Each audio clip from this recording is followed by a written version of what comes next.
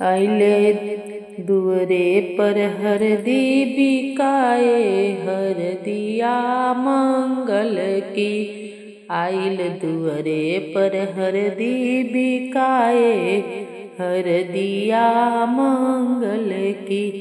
कहाँ बड़ू मम्मी हो, कहाँ बड़े पापा, कहाँ बड़ू मम्मी हो, कहाँ बड़े पापा जी।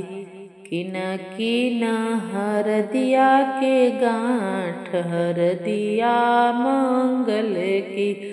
किन किन हरदिया के गांठ, हरदिया मंगल की।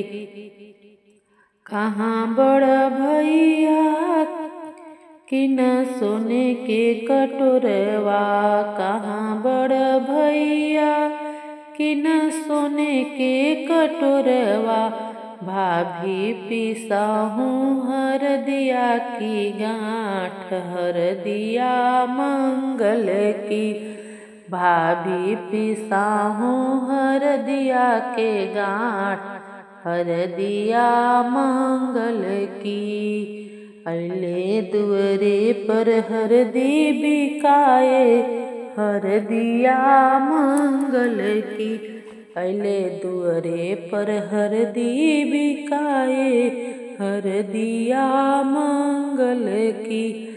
भैया ले आवे सोने के कटोरिया, भैया ले आवे सोने के कटोरिया।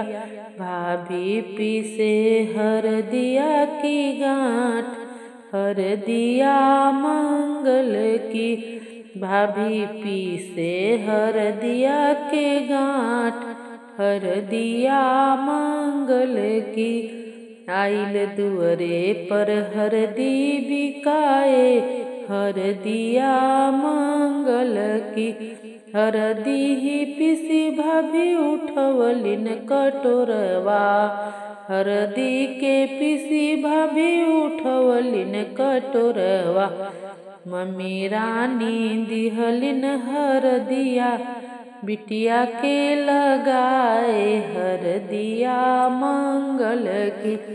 मम्मी रानी दिहली हरदिया लगाए, हरदिया मंगल की। आइल दुअरे बिका दुअरे पर हरदी बिकाए, हरदिया मंगल की। भैया चढ़ावें भाभी चढ़ावें, भैया चढ़ावें भाभी चढ़ावें। मम्मी रानी देखी रहे हर साय, हरदिया मंगल की।